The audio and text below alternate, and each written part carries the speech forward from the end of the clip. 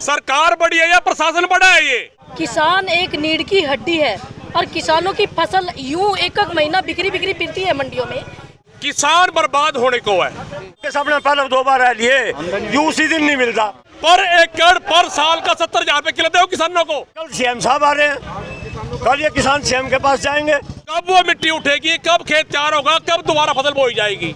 खरीदारी को लेकर तमाम किसान करनाल के जिला सचिवालय में पहुंचे हैं। इनका कहना है कि जो हमारी फसलें तैयार हो चुकी है, जी हाँ, खेतों में फसलें तैयार हो चुकी है, लेकिन मंडियों तक भी पहुंच जाती है, लेकिन खरीदारी जो है अभी तक नामात्र ही शुरू हुई है, जिसको लेकर इनको समस्या है। और अपनी समस्या को लेकर ये पहले भी जो है कई बार करनाल के जिला सचिवालय में पदाधिकारी से मिल चुके हैं। तो चलिए आज इनसे जानते हैं कि आज ये किस लिए पहुंचे और किस लिए ये मिलना चाहते हैं। जारी नहीं है, ना कोई ट्रांसपोर्ट है, पूरे साधन तैयारी नहीं है सरकार के आज तक। और दूसरी बात जो सबसे मेन बात है कि ये मंडियों के अंदर यहाँ जो सेलर वाले जो खरीदार हैं इस इलाके के अपने, उन्होंने पूल कर लिया कि कोई भी बाहर से खरीदार आएगा उसको मंडी बिल्कुल घुसने नहीं दिया जाएगा।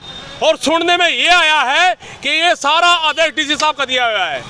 आज ये जानने के लिए आए कि डीसी साहब ने आदेश दिया या ये झूठी बात है, और दिया तो क्यों दिया, ये जानने के लिए यहाँ पर आए हैं आज।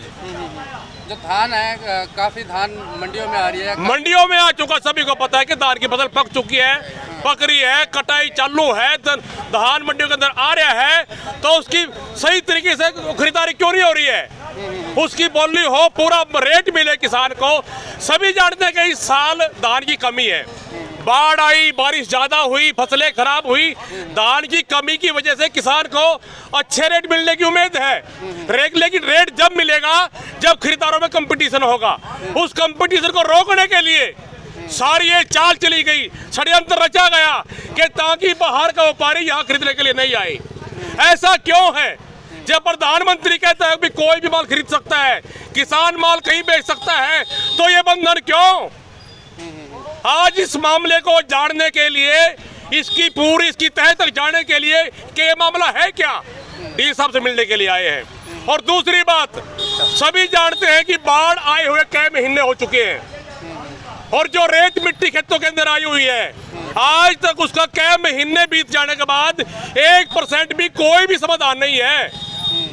बार बार आश्वासन दिए जा रहे हैं, किसान बर्बाद होने को है। सभी जानते हैं कि एक फसल पिछले बारिश में खराब हुई, बाढ़ में खराब हुई, और दूसरी फसल सभी जानते हैं कि 20 अक्टूबर के बाद गेहूं की बुआई चालू है। जिन खेतों के अंदर मिट्टी आई हुई है बाहर से, उन खेतों की आज तक मिट्टी नहीं उठी।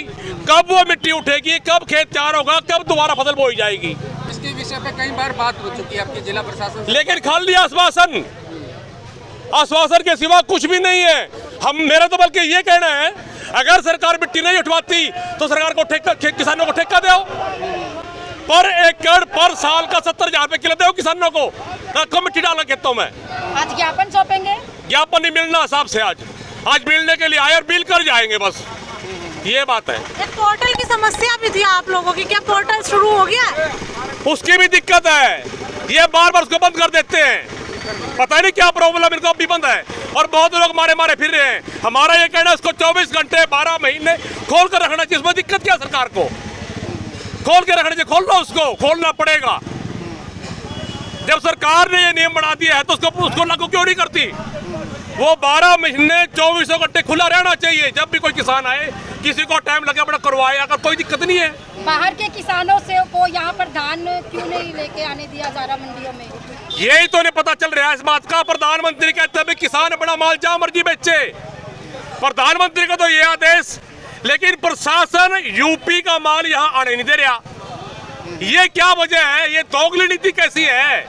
प्रधानमंत्री बड़ा है, सरकार बड़ी है या प्रशासन बड़ा है? ये क्या बात करेंगे? सरकारी खरीद चालू हो गई। आज प्रशासन से यही बात करनी। एक तो जो बाहर का व्यापारी, बाहर का खरीदार रोक किया यहाँ आने के लिए, वो क्यों रोका गया?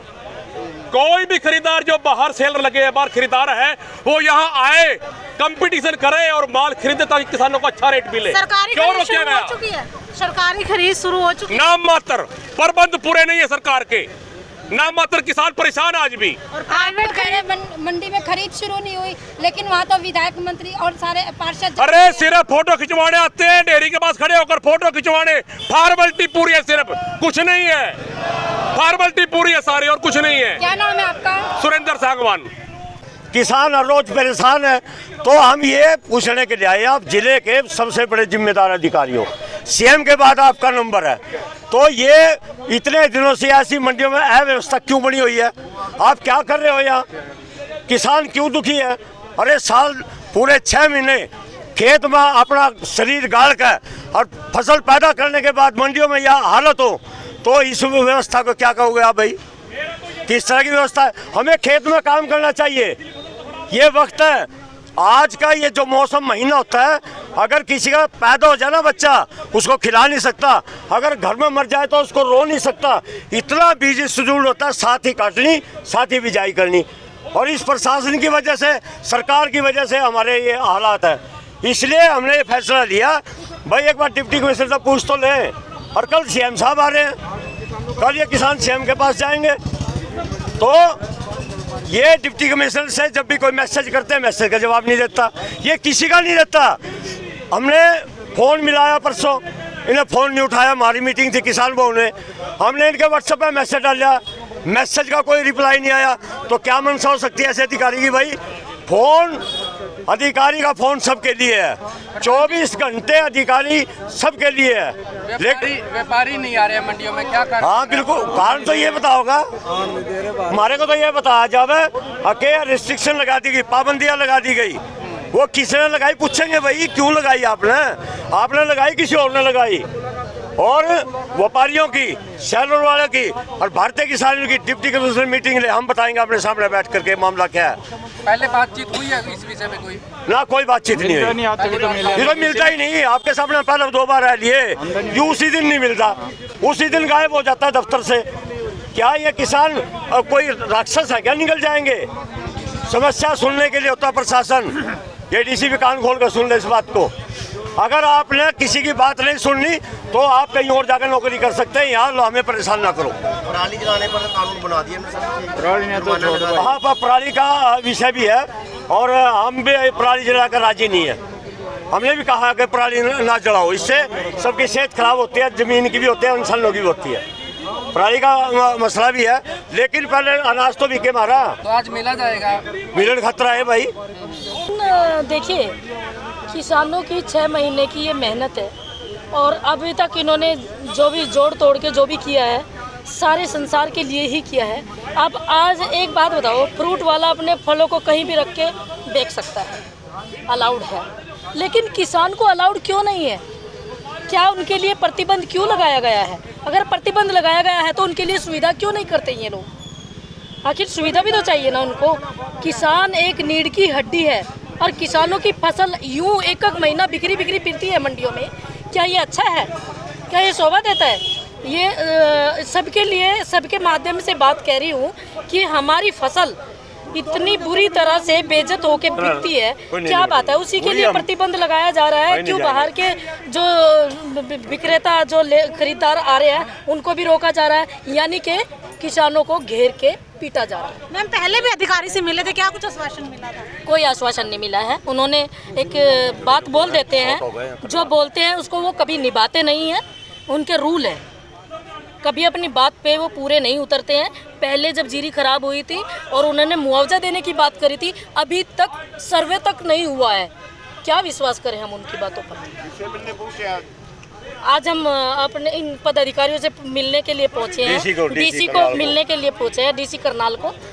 इनसे मिलके और अपना प्रॉब्लम का सिलोसन निकाल के जाएंगे। देखते हैं इनकी तरफ से हमें क्या आश्वासन मिलता है। और दूसरे जिलों के जो किसान यहाँ पर पहुँचे हैं उनसे हमने बातचीत भी की है। उनका ये कहना है कि सरकारी खरीद जो है वो नामात्र ही शुरू हुई है, बंद हो चुकी है, और प्राइवेट खरीद है वो भी बंद हो चुकी है और सरकारी खरीद नामात्र ही शुरू हुई है, जिसको लेकर कहीं ना कहीं फसलें जो है वो ख़राब होने लग रही है। क्योंकि फसल जो है खेतों में तैयार हो जाती है और मंडियों में जो है वो ऐसे ही पड़ी हुई है, ऐसे ही ख़राब हो जाएगी।